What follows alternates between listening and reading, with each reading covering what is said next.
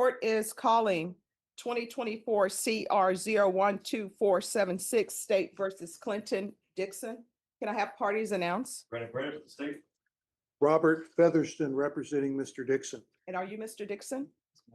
All right, you entered a plea to robbery and also a plea of true to the enhancements on November 6th. That's correct, Your Honor. Yes, this is taking a while has. because people in jury trials and other things and witnesses unavailable. According to your plea bargain agreement, punishment is to be assessed at a cap of 15 years in the prison. There's a $2,000 fine. The state is opposed to your application for community supervision and opposed to your application for deferred adjudication. They're taking in consideration 2025 CR 001601 and 2025 CC 014159. Have both parties had a chance to review the PSI and TAP evaluation? State has, Judge. Yes, Your Honor. Any objections to the PSI and TAP evaluation, state or defense? No objection from the state. No, Your Honor. All right. So both parties agreed that witnesses would be allowed to appear by Zoom. So there are two witnesses by Zoom. One witness is for the defense and one witness is for the state. State, you're opposed. Are you ready to proceed? We are ready to proceed, Judge. All right, you may proceed. Yes, Judge, we'll be calling Mr. Nakubula next to the stand. All right, if you'll spell the name for the court reporter, please.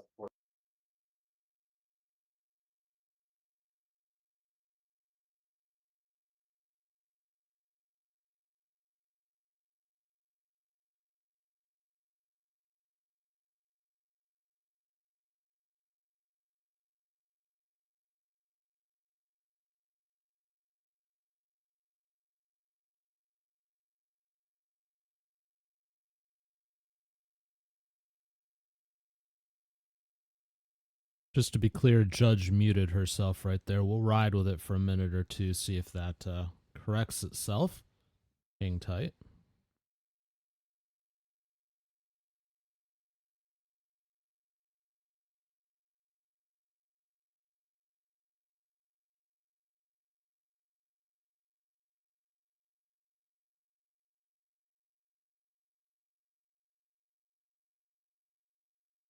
All right, the state has called their first witness. Their witness is by Zoom. Any objection to the witness appearing by Zoom? Defense? No, Your Honor. State? Not from the state, Judge. All right, so the witness by Zoom on Samsung, can you please unmute? Yes, ma'am. Counsel, are you requesting that their video be shown or no? No, Your Honor. All right, could you raise your right hand for me, please? Yes, ma'am. Solemnly swear and affirm the testimony you give will be the truth and nothing but the truth, so help you God. Yes, ma'am. You can lower your hand, state your name for the record. Yes, ma'am. My hand is up.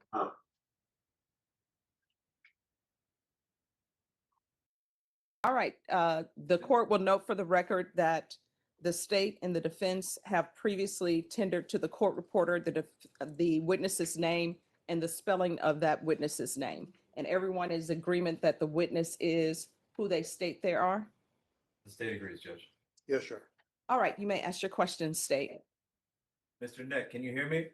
Yes, sir. All right, how are you doing today, sir? Good. Good. Okay, let's go to the night of the robbery. Can you, piece by piece, tell me what happened that night?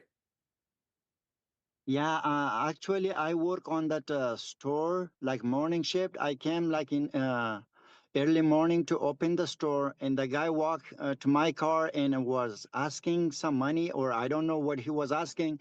Then he was waiting there, so I locked my car and I went inside to the store, but he was outside the store and waiting there. So I was working inside to fix, some stuff and arrange the beer and stuff like that and put ice on it. And he knocked the window, like the door, to open the door for him. So I said, just wait. He said, just open the door. Mr. Nick, just a quick second. The Yes. person that was knocking on the window, can you see what's going on in the courtroom right now? All right, Yeah. let me ask you this. Do the Yeah, parties this guy. stipulate that the person that the witness is speaking about is Mr. Dixon? We do, Your Honor. All right. Okay, thank you, Judge. All right, Mr. Neck, tell me what happened next? Okay, so when he knocked the window, he said, "Open the door for me." So I opened the door for him. He said, "I want to play the quarter machine." But he was not playing the quarter machine. He just started shaking the machine because there is some quarter and money in it. He started shaking that. I said, don't shake the machine. You need to put the quarter. He said, "No." Okay, then he went, then he walked to the other game machine and sat there. There was like $100, like a receipt. Somebody else was cashed that ticket, and he said, "Look, I won the $100." I said, "Look, this is not belong to you. That's belong to somebody else. He left it there." He said, "Okay." Then I know like he gonna do something. Then he walked to the lottery ticket and he start pulling the lottery ticket from the lottery slots. Like 2, 3 ticket. Then I stop him. Don't take the lottery ticket. You need to pay for it. He said, "No, I need to take it. I need it." I said, "No." When I stop him, he push all the lottery ticket boxes, like push it and pick up the whole boxes and run with the lottery ticket. Then I run after him to get the lottery box from him. And I was telling him, "Give me the lottery box." He was not giving me. When I hold his lottery box, then he hit me on the face. And I was like bleeding, and my nose was bleeding, my face was bleeding, like the forehead. He hit me with the brace knuckle punch, something like that. I don't know. He has a medal on his finger. Okay, so you were bleeding from your nose as well as the side of your head? Not like a nose, but my nose hurt at the top of the bone. It was bleeding. Not like inside, but the top was bleeding and my forehead was bleeding. I have the picture and everything. Okay, And have you the had cop any, will have the picture too. Mr. Neck, have you had any ongoing injuries or ongoing pain from this incident? Yes, yes. So right now, as I say, like I have especially during cold weather, I have like my nose is hurting and my forehead is hurting, and I'm taking like a Excedrin, and every time those pain, like the pain medication. How long have you had this pain? Since the incident? Yes, yes. Okay, and this is gonna be a weird question, but I need you to answer honestly, Mr. Neck. Did you at any time try to solicit sexual relations from the defendant? No, no, that's kind of I don't know why he said that. That's kind of silly accusing, to be honest with you. That's Did you, not true and that's not right. Mr. Neck, did you do anything from your point of view that would provoke the defendant? Say what, sir? I did not get it.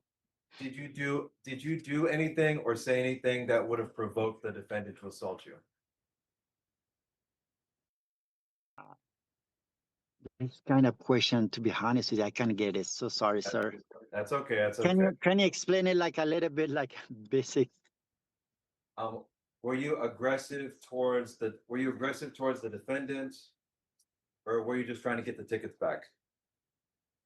Oh, he needs to get a punishment. I'm not gonna forgive him because he messed up my life. Thank you, Mr. Neck. We'll pass the witness. Defense? Mr. Nick, can you describe uh, your assailant on that day? Say what? Selling what? Can you describe your assailant? What was he wearing? The guy? Man. To be honest with you, I don't remember. Maybe like a black clothes or something like that. I cannot remember it, to be honest with you, what he was wearing. But Well, he's this guy. I see it. how long was that person's hair? It was long. It was long. Were they wearing makeup? Ah, I don't know. That's why I cannot remember it, to be honest with you. So I don't know. But hey, I remember like his hair was long. It was this guy. Well, Mr. Nick, isn't it true that indeed you did try to solicit sex from Mr. Dixon on that day? No, no, that's as I said, like that's kind of silly accusing that he did. But I said like he was asking money. He just came inside and stole the ticket and run on the ticket and take the ticket out. And how I'm gonna be doing this? This is kind of like a silly accusing. No, that's not true. Mr. Nick, isn't it true that when he did go inside the store, you continued to harass him? You continued to ask for sexual favors? And that in retaliation, he took those tickets and left the store. You did have a physical altercation outside the store, correct? No, look, inside this, it was, look, this is a kind of, as I said, this is a kind of silly accusing, you know? He asked the money from outside and he was waiting in front of the store. And when I opened the door, he came inside and he was waiting on the chair again. They have a video, they have everything. If you guys can ask from my boss, they might have a video and they can share it with you if they have it right now. And they have a pictures. No, that was not true. He grabbed the ticket and I stopped to do not take the ticket. You know, he said, no, I will take it. I said, no, you cannot take it. When I grab him, you know, to take the ticket from him, he pushed the whole lottery box and take the whole lottery box and run with that one. So I run Hey, after Mr. him Nick. to take the lottery box from him. Then he Mr. hit me. Nick, Yes. okay, you indicate that you've had medical issues since this incident. Did you go to an emergency room for any of these No. incidents? No, the ambulance was there. They put a bandages on me. They said it's kind of really deep, you know, that they hit you. If it was too much bleeding, so go to the ER. They're gonna suture your wound. But but I Mr. did Nick, not go. isn't it true that you refused medical attention at the scene? No, I did not refuse it, but they put a bandages on me, and I said, okay, if I need it, I will go to emergency. But I did Mr. not Nick, go on that day. Mr. Nick, did you ever go to a doctor concerning your injuries on this particular incident? No, I did not go to any doctor, but I have a So- headache, as I So, said, like Mr. Nick, it's really safe to say you have no documentation of any injury associated with this event, correct? but I have a headache. As I said, I have a headache and nose pain. So I So- don't know. I probably see the doctor in the future, you know, but I don't know right now. But as I said, like I take like a pain medication. Every time when my head is hurting, my nose is hurting, I take pain medication. Pass the witness, Your Honor. No further, State. no further questions, Judge. All right, is the witness excused or subject to recall? We have the witness speak. Excuse, Judge. All right, thank you, sir. No problem, ma'am. Thank you.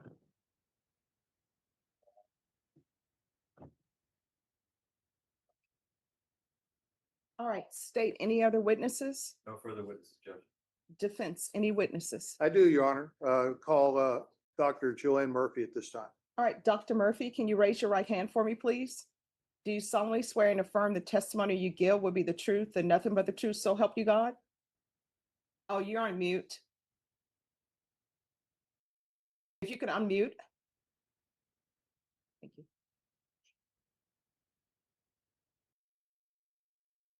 She's still on mute. I just sent her a request. There we I go. do- Can you hear me now? Yes, we can. We're good. And your answer to my question? Yes, and I did say I do. All right, thank you. You can lower your hand if you'll state your name for the record. My name is Joanne Murphy. All right. Defense, you may proceed. Thank you, Your Honor. Dr. Murphy, what do you do for a living? I'm a psychologist. Do you handle court-appointed criminal cases? Yes, I do. How many court-appointed criminal cases have you handled over the course of your career? Well, certainly more than 100, maybe more than 200. Okay. Your practice is general psychology then? Yes, and forensic work, both criminal and civil, do a lot of family law work. And I see patients. I have a practice as well where I see people with difficulties. Good. And Dr. Murphy, how long have you been practicing? I've been licensed for over 50 years, first in Tennessee in 1975, and then in Texas since 1985. All right, thank you. And Dr. Murphy, did you have a occasion to examine Clinton Dixon? Yes, I did. Okay, and did you prepare a report concerning Mr. Dixon? Yes, I did. And Your Honor, at this time, I've already provided a copy of that to the court through electronic filing. Has the court had a chance to examine that? I actually have not received that. Do you have a copy for I me? do, Judge. Do you want me to mark that and make it a part of the record? If you wish to, otherwise I'll just take judicial notice of it if there's no objection and I'll review it. Okay, No objection from the state. then we'll just do it in that fashion. Your All Honor. right. Dr. Murphy, did you have to have more than one session with Mr. Dixon? Yes. What was your impression of his history? My first impression of Well, Mr. no, Dixon. your impressions of his history. What did you think of his history? What did I think of his what? His history. Oh, Let me break it down. What did you think of his family history? that he had a very difficult early and growing up. His parents were pretty much not in the picture. He was bounced from parent to parent, and then most of his life reared by a grandmother who was at times pretty nurturing and also at times pretty abusive. There was a lot of physical abuse from both parents and from this grandmother, who also could be a source of comfort. And when he misbehaved, dealt with him very severely. With respect to his biological parents, can you opine about their involvement in his life? It was off and on. He would sometimes live with a parent, but it almost always resulted in going back to grandmother at some point. Were the parents homeless? Yes, at times. Uh, Based upon your evaluation of Mr. Dixon, did he receive any adequate supervision as a child from his parents? No, Did Mr. Dixon have any problems with the juvenile system? yes, Uh, Do you think that was due primarily to lack of parental supervision? and also ADHD, untreated, undiagnosed, probably. Okay. Now, when you talked to him, did you discover that he might have had a PTSD also? Yes. Okay. Where do you think the PTSD extended from? Well, he was pretty much always in trouble. He was in trouble at school. He would be expelled. He would be in trouble at home and a lot of physical abuse. And then, of course, at age 15, he is certified as an adult and sent to TDC. How long did he stay in TDC? A long time. 15 years? I don't remember precisely how many years, but I know he was transferred from one TDC to another. He was out for a short period of time and then was incarcerated again. Did he have any attempts at suicide while at TDC? Yes. Do you remember how many, or was it just multiple? I don't remember how many. Okay. What did he get a GED while he was at TDC? Please repeat. Did he get any education while he was at TDC? No. And he had finished the 8th grade. Okay. Right, and I'm so sorry to interrupt. And this is a question that I have. I hope nobody has any objections to me Go ahead. Drew. asking defense counsel, since I'm trying to make a decision on what to do in this case. So are you saying that he was sent to prison when he was 15? And I read the report that you gave me, and I reviewed the PSI, so you're saying he was sent to prison at 15, and he did 15 years, and That's did the correct. entire 15 years. He did. So that would mean 15 plus 15 is 30. That's correct. So then, and this is alleged to have been committed, well, not alleged, this offense was committed when what, he was 31 or 32? That's correct, Your Honor. Okay, I'm just trying to get the dates in my mind. All right, Would you like me to proceed now? yes. Okay, thank you, Your Honor. Okay, so Dr. Murphy, did he pick up any other mental health issues while in custody for that 15-year period? I don't have any records from his TDC or anything like that. So I don't know. Okay, was he sexually abused while he was in custody? Yes, Did that only happen once, or was it multiple occasions? it was continuous. Did, from examining him, did you determine whether he got any mental health therapy while he was in custody? None. When he reported this, he was transferred to another unit. The sexual abuse continued. It was giving oral sex and receiving anal sex. And it was daily, weekly, it was continuous. Was his appearance as that of a male or female while he was in custody with the state of Texas? Well, as he entered to this date, Mr. Dixon has not had any consensual sexual activity. He didn't enter TDC feeling that he was homosexual, but he now, I guess, would consider himself transsexual, and believes that his identity should be as a female because he's had 15 years of continuous sexual activity while incarcerated. Judge, have you ever, I'm sorry, Dr. Murphy, have you ever heard of the term girly boy? Yes, Does that apply to Mr. Dixon? not to my knowledge. I mean, he was acting out, he was aggressive, he would get in trouble. I don't see anything or have heard anything that he was a girly boy. With respect to your conclusions on Mr. Dixon, could you tell the court what you think should happen with him?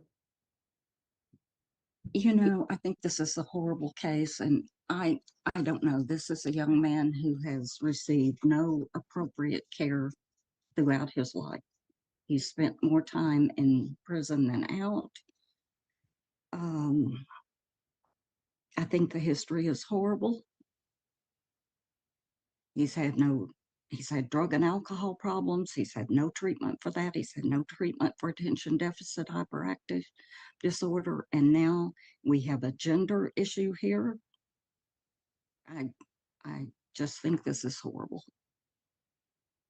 Dr. Murphy, do you think he needs mental health treatment? Absolutely. Do you think he needs drug treatment? Absolutely. Do you think he needs education? Absolutely.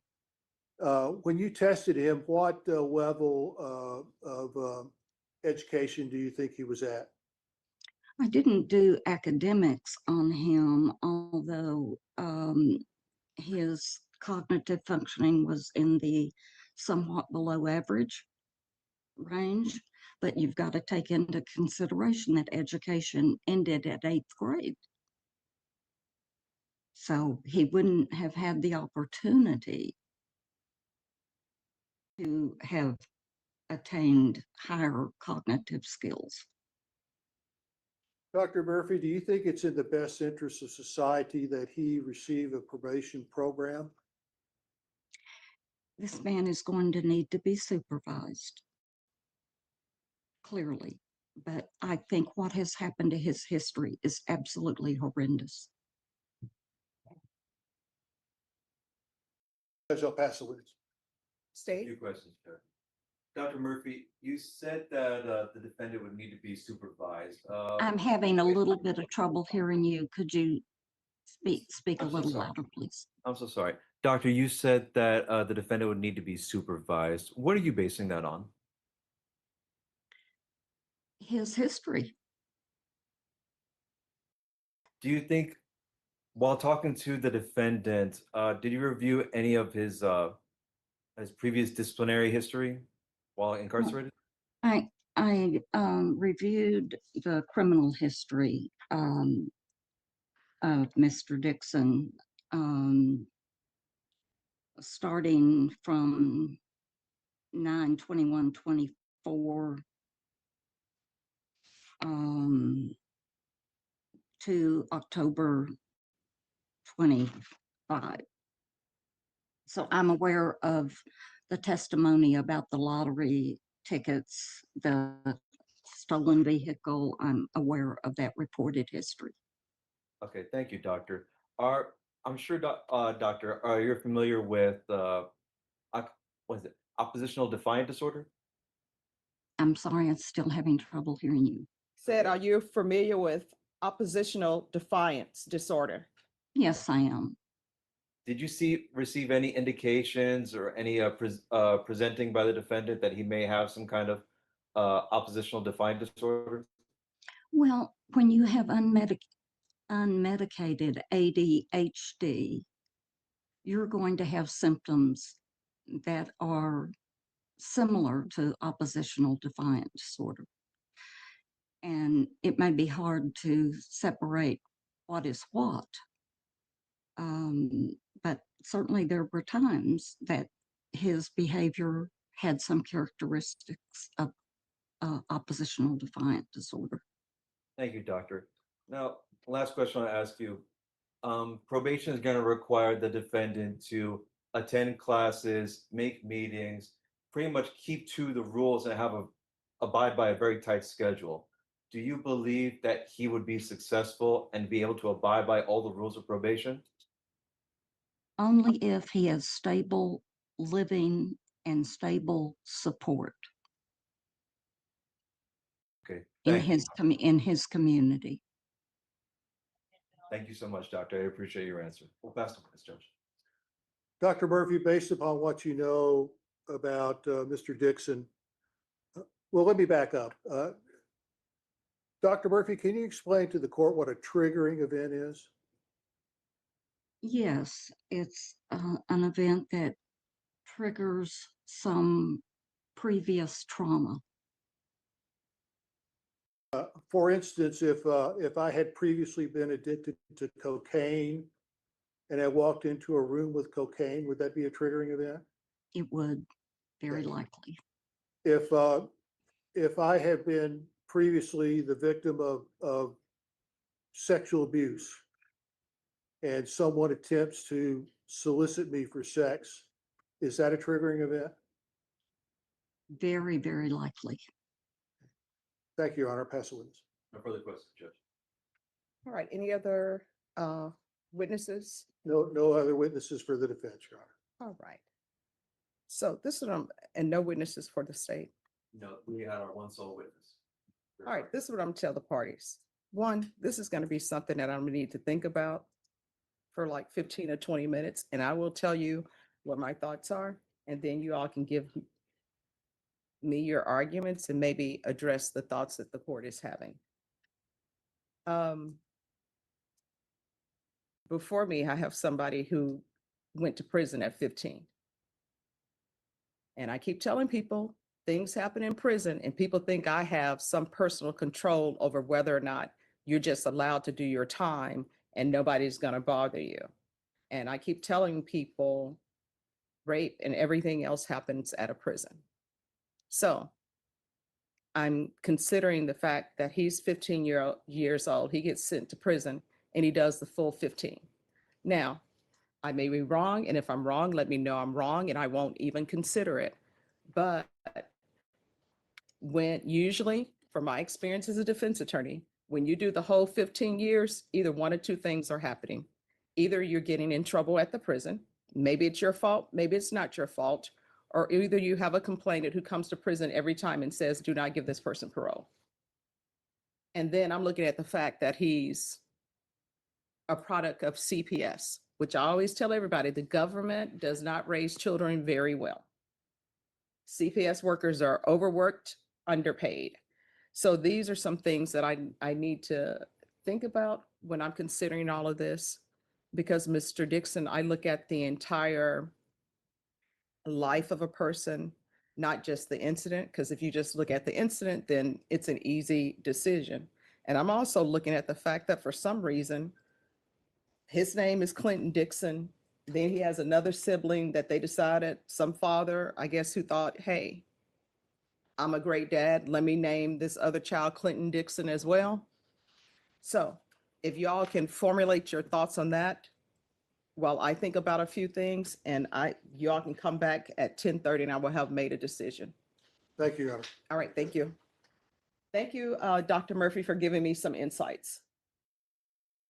So this one is interesting, and we'll definitely rotate back here when they come back. Anywho, enough of my lecture. Let's go back to Judge Boyd because that defendant she was going to think about is back. Robert Featherston representing Mr. Dixon. And you're Mr. Dixon, correct? Yes, ma'am. Let me see.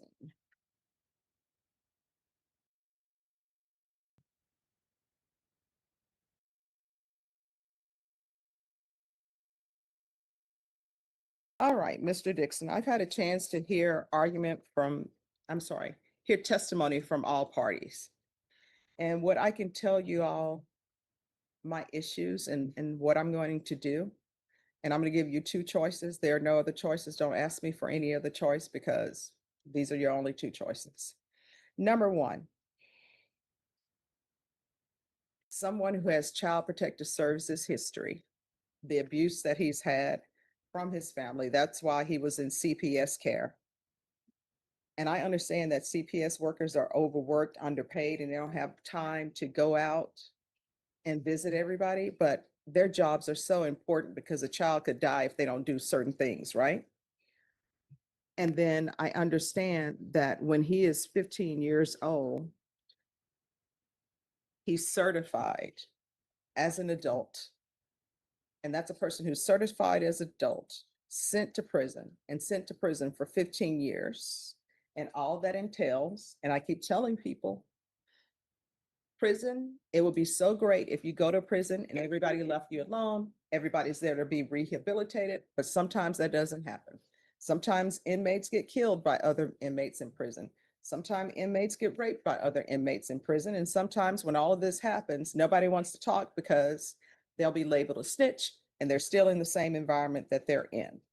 So I'm taking all of that into consideration. So these are your choices. Don't ask me for any other choice because there's no other choice for you. One, I'll grant your application for deferred adjudication. And let me just tell you why I would grant that. With a deferred adjudication, which I've already told you and I've told your attorney before, if you were unsuccessful, you're looking at 99 years or life sentence. Or I will deny your application and I will sentence you to 6 years in the prison.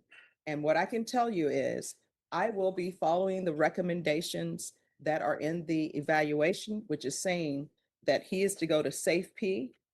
And when he is released from Safe P, he's going to be on full GPS unless he shows the court that he has employment, and that GPS will be there to protect the community. And we will see about his receiving mental health treatment evaluations to see if DDRF is appropriate for him or not.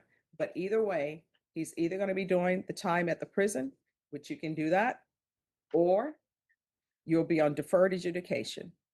Do you need to speak to your attorney about that? To take the probation. All right, thank you, State. Of course, yes. Okay. And State, is there any restitution that is owed? Judge, not to my knowledge, but I would have to talk to the thing, but. All right, so what we'll do is we'll also set it for a restitution hearing in 30 days. Can I have a 30-day hearing for restitution?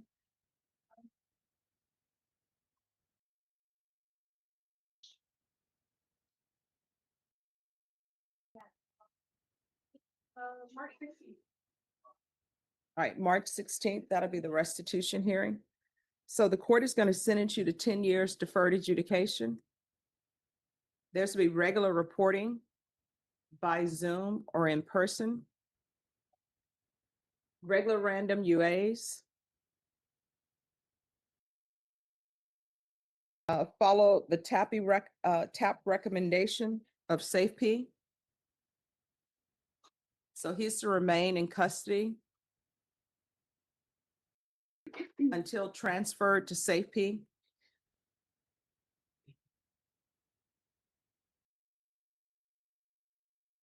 In probation, see maybe if felony drug court would accept him, because I see the cocaine use and meth use started at 11. So we will do that in a referral to felony drug court in custody. And if we can do the MHI for him as well. There's to be proof of employment within 60 days of release. No employment as a home health care provider or with minors.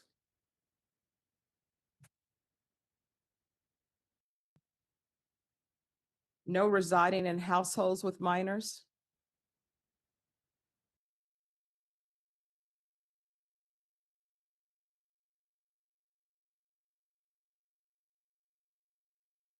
Take in consideration 2025 CR 001601, 2025 CC 014159. There's a $2,000 fine that will be probated. There's going to be 300 hours of community service restitution. I'm going to require daily sober support meetings. I think he's going to need a lot of structure. He is, Judge. And there'll be an hour deducted for every sober support meeting completed from his community service restitution hours. And there's going to be field visits one time per month until further notice. Probation, and then upon release, there's going to be full GPS, waive fees, and that will be until further notice. And probation with regards to the GPS, of course, if he has employment or he has to report, he's allowed to do that. Probation, is there anything else? Sorry, the mental health counselor we said upon release, right? Oh, I'm sorry. Let me put on my glasses so I can hear. Yes, Said, the mental health caseload upon release. yes. Okay, nothing else said. Thank you. And Judge, we would also ask for a no contact order be in place with the, All right, there's to be no contact with the complainant. and also with the arrest. Yes. Let me find that. And with,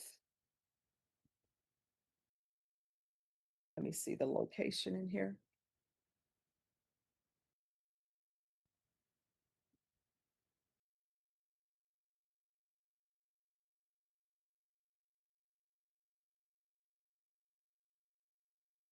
Oh, that's 7150 San Pedro Avenue, 78216.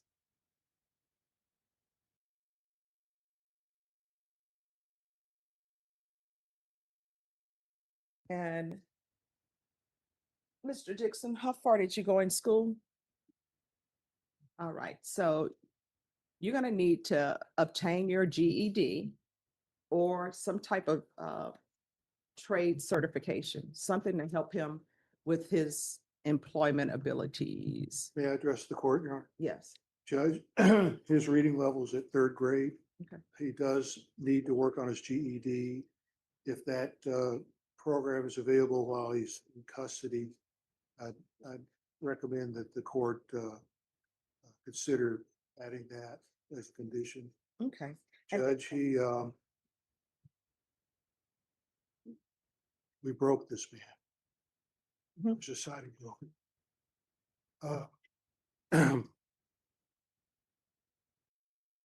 If the court would consider a very high form of supervision for him. Yes.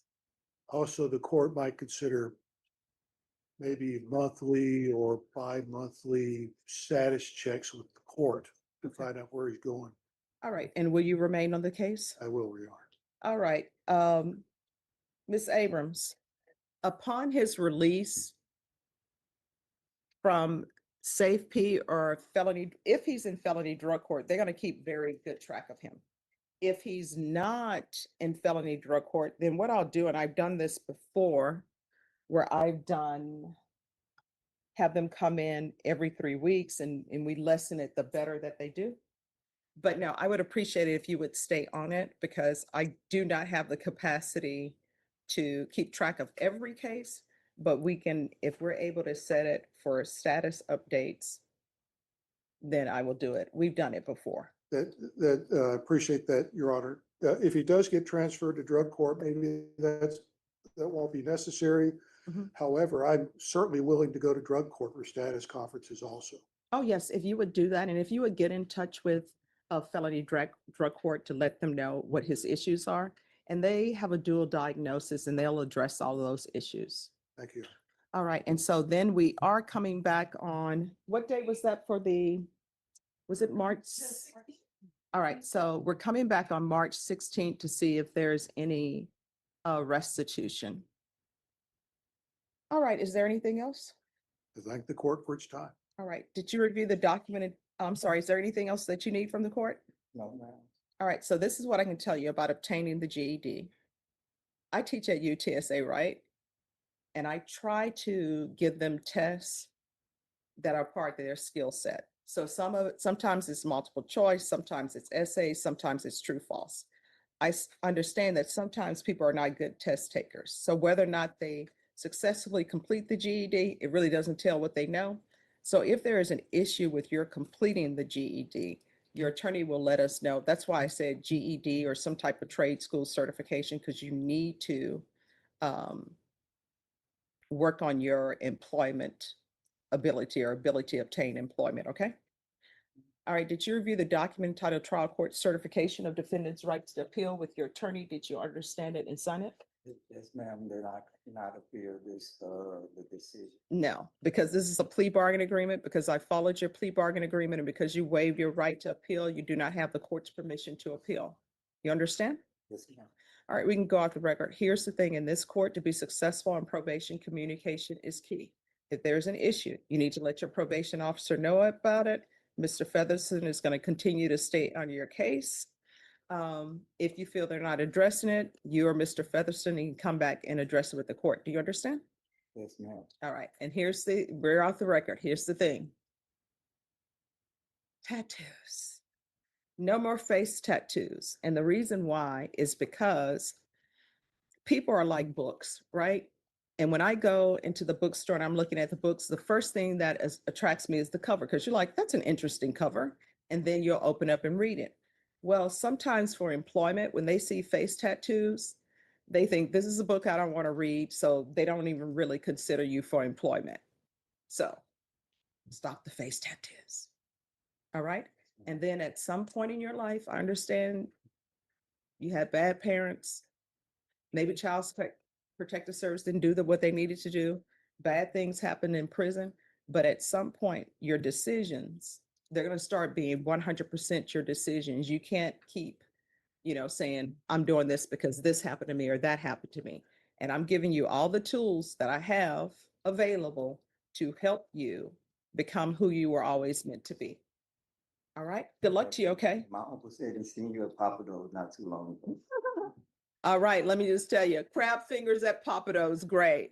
I really wish they would bring back the lobster salad. They told me their owner went to Greece and came back with this different salad. I'm like, bring back the lobster salad. If I was like Norma Ray, I would stand on the table with a sign that says, bring back the salad.